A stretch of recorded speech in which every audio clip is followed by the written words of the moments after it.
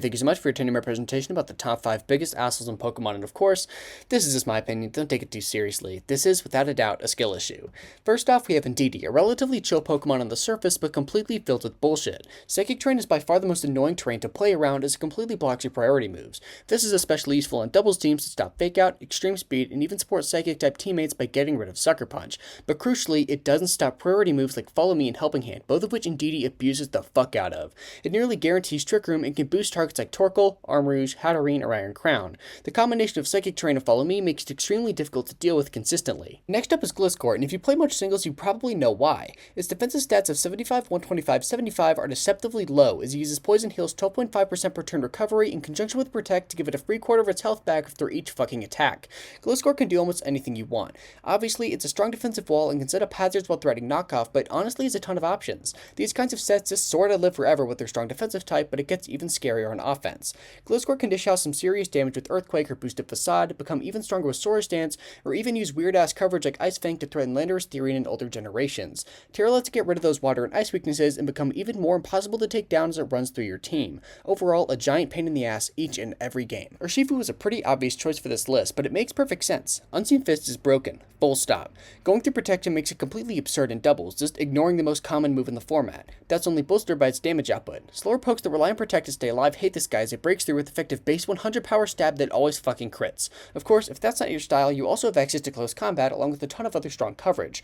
Urshi is great in singles, but excels in VGC especially alongside a Pokemon like Tornadus that can both set weather and tailwind to buff it up even further. Hisui and Lilligant is ultimately a sleeper pick, but also a giant bitch. Chlorophyll makes its already great speed completely untouchable, and unfortunately for us, that lets it throw off fast sleep powder, effectively destroying something for the rest of the goddamn game.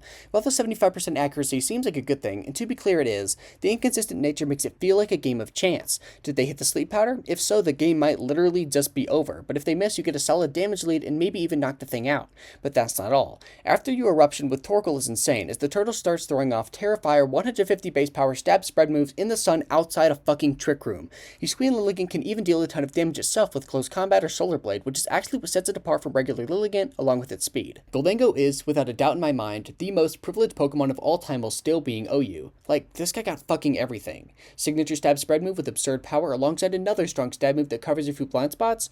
Check. Set up opportunities with Nasty Plot? Check. How about utility with moves like Trick and Thunderwave? Check. Recovery? Check. Amazing coverage with Psyshock, Thunderbolt, Focus Blast, and Dazzling Gleam? Check. Solid stats? Check.